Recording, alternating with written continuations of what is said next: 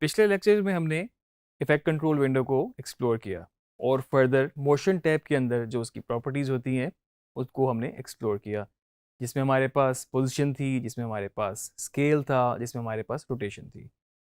हमने इनकी वैल्यूज़ को भी चेंज करके देखा, हमने माउस से भी इनको करके देखा, हमने अपनी न्यूमेरिक वैल्यू डाल के भी देखा। तो हमने इतना ज़रूर सीख लिया कि हम किस तरीके से वैल्यूज़ को चेंज कर सकते हैं।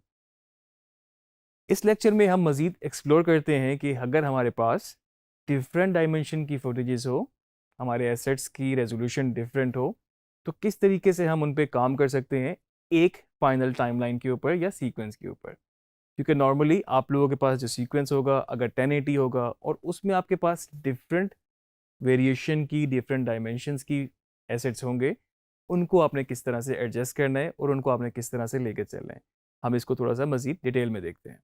तो ये इमेजेस हमारे पास ऑलरेडी मौजूद थी, इनकी भी डिफरेंट हमारे पास डायमेंशंस हैं, डिफरेंट फ्रेम साइज़ हैं और हम अब जाके कुछ वीडियोस को इंपोर्ट करते हैं, डिफरेंट रेजोल्यूशन की, डिफरेंट वीडियो साइज़ की। वीडियो के फोल्डर के अंदर हमारे पास वीडियो एसेट्स मौजूद है और मेरे पास इस वक्त दो डिफरेंट रेजोल्यूशन की मेरे पास वीडियोस हैं। मैंने इन दोनों को सिलेक्ट किया, यहाँ से मैं इनको इंपोर्ट करूँगा। अब आप शायद सोच रहे हो कि मुझे कैसे पता लगा ये डिफरेंट रेजोल्यूशन की है, क्योंकि मुझे ऑलरेडी पहले से ही पता था, मैंने इनको वहाँ पर खुद रखा है। अगर आपको चेक करना हो कि इनकी रेजोल्यूशन एक्चुअल क्या है, तो आप इसको किस तरीके से कर सकते हैं। एक तरीका हमने पहले भी डिस्कस किया हुआ है कि जो आपके पास इसकी फर्दर प्रॉपर्टीज़ होती हैं, और अभी आपको इस वक्त इस छोटी विंडो के अंदर शायद समझने में मुश्किल हो रही हो, तो हम टिल्डा की से इसको फुल स्क्रीन पे चले जाते हैं। आप देख सकते हैं कि सारी प्रॉपर्टीज़ एक्सप्लोर हो रही हैं और सबसे इम्पॉर्टेंट चीज़ जो हमारे पास है वो है इसका वीडियो साइज़। वीडियो इन्फो के टैब के नीचे आपके पास ये सारे रेजोल्यूशन आ रही है। आप चाहें तो इस टैब को इधर मूव कर लें, जैसे कि हम पहले भी कर चुके हैं, और इसको हमने यहाँ पे मूव कर लिया। आप देख सकते हैं कि इस इमेज का रेजोल्यूशन मेरे पास 3840 इंटू 2160 है, यानी कि 4K है। और इस वाली वीडियो का साइज़ मेरे पास 1920 इंटू 1080 है। तो अब आप देख सकते हैं कि आपके पास इन एसेट्स का यहाँ पर आपके पास इंफॉर्मेशन आ रही है। तो जो वीडियोस हमने इंपोर्ट की थी, एक वीडियो उसमें से हमारे पास ये वाली है और आप देख सकते हैं इसका साइज़ 3840 इंटू 2160 है, मतलब कि ये 4K वीडियो है। और आप इसके बाद वाली जो मेरे पास दूसरी वीडियो थी उसका साइज़ मेरे पास यहाँ पर 1920 इंटू 1080 है, ये इसकी रेजोल्यूशन है। तो आप देख सकते हैं दोनों डिफरेंट है। और सबसे इम्पोर्टेंट चीज़, जो आपके पास आपकी टाइमलाइन है, जो सीक्वेंस है, उसकी आपके पास रेजोल्यूशन जो आ रही है वो 1920 इंटू 1080 आ रही है। और ये वही टाइमलाइन है जिसके ऊपर आप काम कर रहे हैं और आपको इसी रेजोल्यूशन में ही आउटपुट चाहिए। लेकिन अब आपके पास डिफरेंट रेजोल्यूशन की फुटेज या इमेजेस मौजूद हैं, उनको किस तरीके से आप एडजस्ट करेंगे वो देखते हैं। और ऑब्वियसली हम वो इफेक्ट कंट्रोल विंडो से करेंगे। टिल्डा की मैं दोबारा प्रेस करूँगा, ये विंडो वापस छोटी हो गई है। और अगर मुझे इसमें से कोई सिलेक्टिव पीस चाहिए, मैंने डबल क्लिक किया, प्ले किया, और इस लेडी बग की ये बड़ी खूबसूरत सी फुटेज है और मैंने यहाँ पर इसको आउट पॉइंट लगा लिया। इस एरिया में से ड्रैग करूँगा टाइमलाइन पे, ये मेरे पास टाइमलाइन पर आ गई। आप देख सकते हैं कि इस सोर्स विंडो में आपके पास ये फुल वीडियो इस तरह से आ रही है और वही सेम वीडियो आपके पास आपके प्रोग्राम मॉनिटर में इस तरह से आ रही है। कुछ क्रॉप सा है, इसमें डिटेल्स कट गई हैं साइड से, क्योंकि ये आपके पास 4K है जिसका साइज़ बड़ा है और आपकी टाइमलाइन जो है वो 1920 इंटू 1080 मतलब कि HD है। दूसरी फाइल मेरे पास HD में ही थी ऑलरेडी, इसको मैंने प्ले किया, इन पॉइंट लगाया और जहाँ तक मुझे ये फाइल चाहिए मैंने आउट पॉइंट लगाया और इसको भी टाइमलाइन पर ड्रैग करके मैं ले गया। अब आप इन दो फुटेज को देख सकते हैं। मैं इनको अगर प्ले करूं तो जो फुटेज ऑलरेडी 1080 थी, 1920 इंटू 1080 थी, वो टाइमलाइन पे पूरी आई है और ये वाली आपके पास पूरी नहीं आई। अब इसको यहाँ पर एडजस्ट करने के लिए आप यहाँ से इसको सिलेक्ट करेंगे, इफेक्ट कंट्रोल विंडो के अंदर जाएंगे।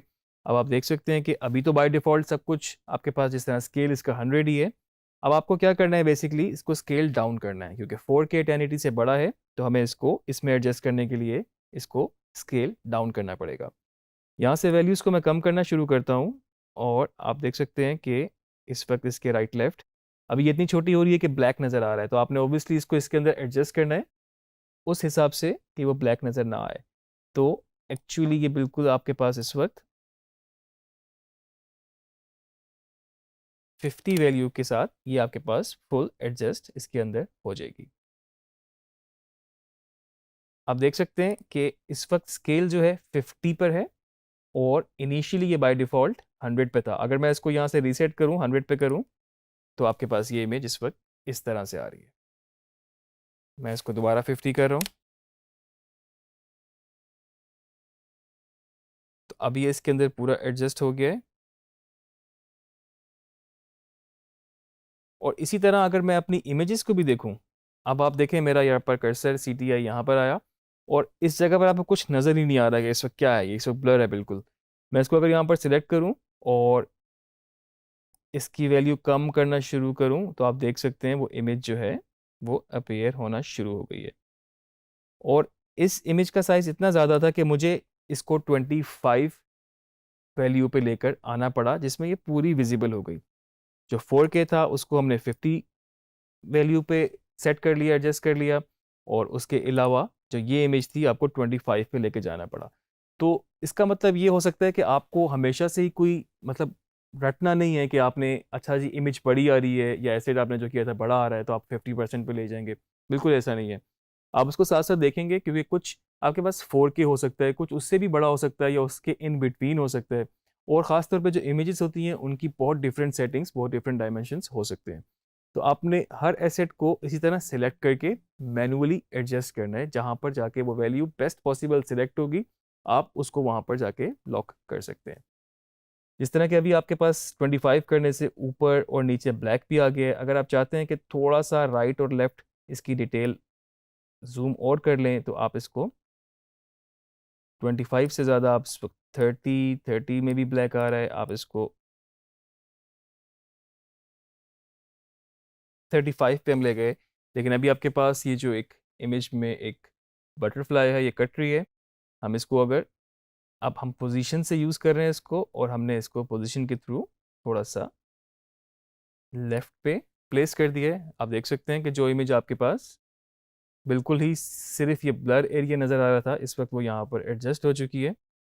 और अगर मैं इसको रीसेट करूं, आप देख रहे हैं वो ब्लर हो गया है। मैं इसको अंडू कर रहा हूं ताकि एक्चुअल वैल्यूज़ पर आ जाएं।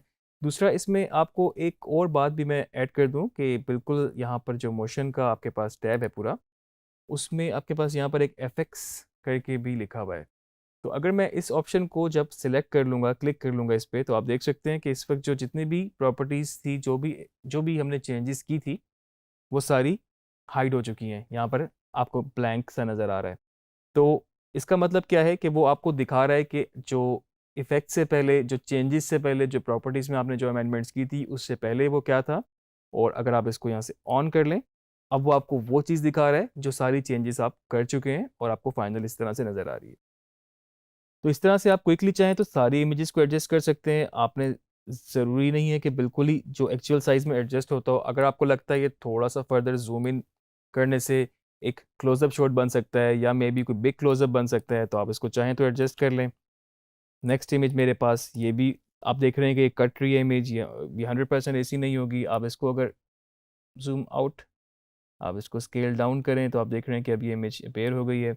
आप इसकी पोजीशन भी कर सकते हैं, और मे बी अगर आप चाहें तो इसमें रोटेशन को भी थोड़ा सा यूज़ करके कर सकते हैं। वैसे तो उसकी ओरिएंटेशन ही ऐसी थी कि वो थोड़ी सी टेढ़ी है, लेकिन आप इसको अगर सीधा करना चाहते हैं तो आप इसको रोटेशन से कर सकते हैं। आप देख सकते हैं इस वक्त ऑलमोस्ट वो एक ओरिएंटेशन वाइज सीधी है।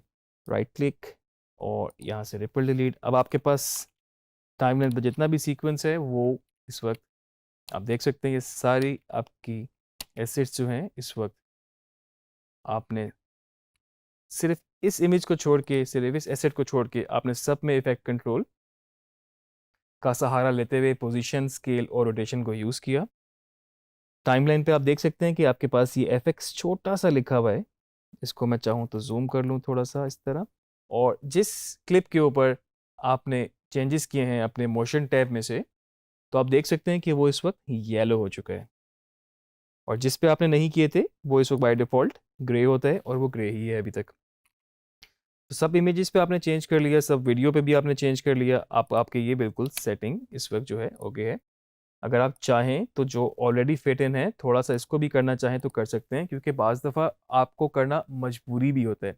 मिसाल के तौर पे आपने एक ऐसा शॉट लिया और मे बी आपने ऊपर एक बूम माइक यूज़ किया हुआ था जो कि टॉप पे था, और शायद वो थोड़ा सा फ्रेम में नज़र आ गया जो कि आप चाहते हैं कि वो ना आए फ्रेम में, तो आपने उसको एक कुछ परसेंटेज तक उसको ज़रा स्केल अप कर लिया, और या फिर उसको पोजीशनिंग से आपने उसको थोड़ा सा अलाइन कर लिया, ऊपर या नीचे की तरफ आपने उसको सेट कर लिया।